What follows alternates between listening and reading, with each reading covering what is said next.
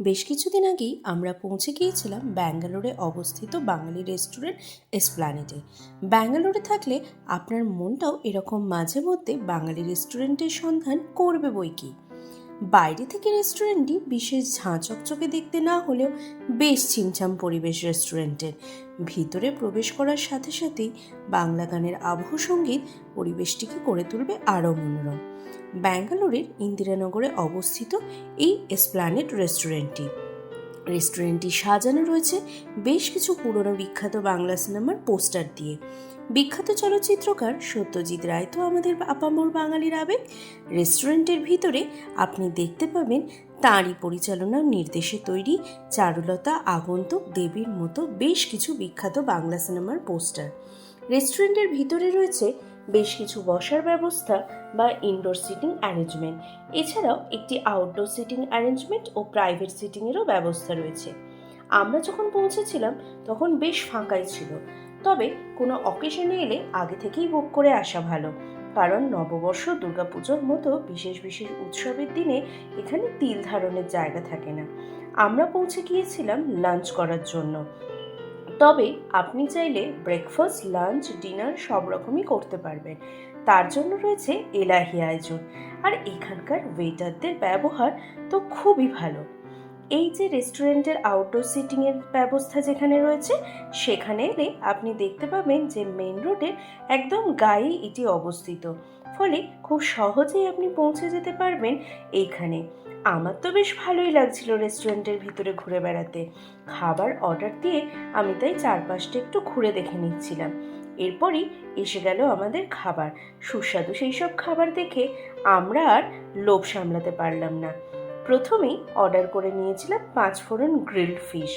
কাসুন্দি সহযোগে এটির স্বাদ যে কি অপূর্ব লাগে তা না খেলে বলে বোঝানো যাবে না।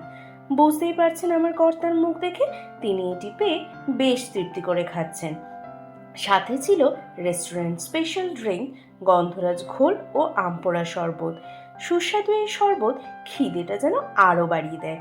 আর তাই জন্য এরপরেই আমরা অর্ডার করে নিলাম কড়াইশুঁটির কচুরি, ছোট আলু দিয়ে তৈরি আলুর দম, বাসন্তী পোলাও, আর বাঙালির রান্নাঘরের মতো জিভে জল আনা স্বাদে তৈরি মাটন কষা। কি নাম শুনেই জিভে জল আসছে তো? তাহলে তো চলে আসতেই হবে এইরকম এক বাঙালি রেস্টুরেন্টে, বা চাইলে আপনার হেসেলেও বানিয়ে ফেলতে পারেন এইরকম সুস্বাদু খাবার। ওদিকে আমার কর্তাকে দেখুন, গরম গরম কড়াইশুঁটির কচুরি আর আলুর দম পাওয়ার পর তিনি সেগুলি খাওয়ার জন্য বেশ উদ্যোগী হয়ে উঠেছেন। কচুরিগুলো আকারে বেশ বড় আর খুবই নরম। আমার তো একটা খেয়ে পেট ভর্তি, কিন্তু থামলে চলবে না, এখনো যে আসল জিনিসই বাকি।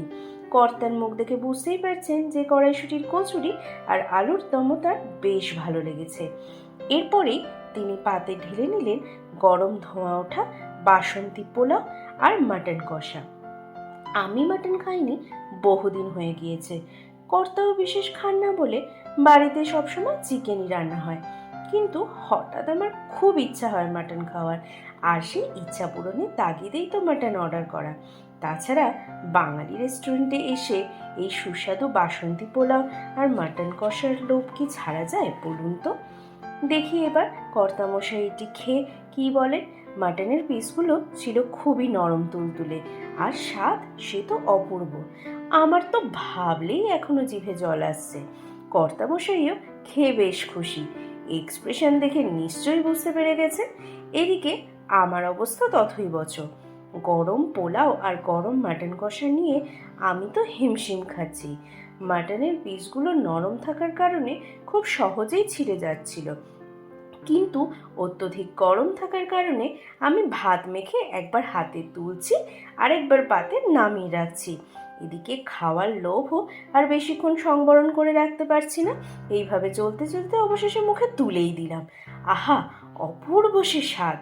শেষ পাতে আমাদের ছিল মিষ্টি দই। এটি রেস্টুরেন্টের নিজস্ব তৈরি এবং খেতে খুবই ভালো। আর জানেন তো, রেস্টুরেন্টের এক ওয়েটার তার নিজের তরফ থেকে আমাদের এই দইটি অফার করেছিলেন। কি ভালো না বলুন? সত্যিই তো, মানুষের ব্যবহারই হলো তার আসল পরিচয়। সব মিলিয়ে সেদিন আমাদের খুব সুন্দর এক অভিজ্ঞতা হয়েছিল। বাঙালি খাবারের এমন আস্বাদ না হলে কি আর বাঙালিদের মন ভরে বলুন তো? ভালো থাকবেন সকলে, নমস্কার, আবার দেখা হবে।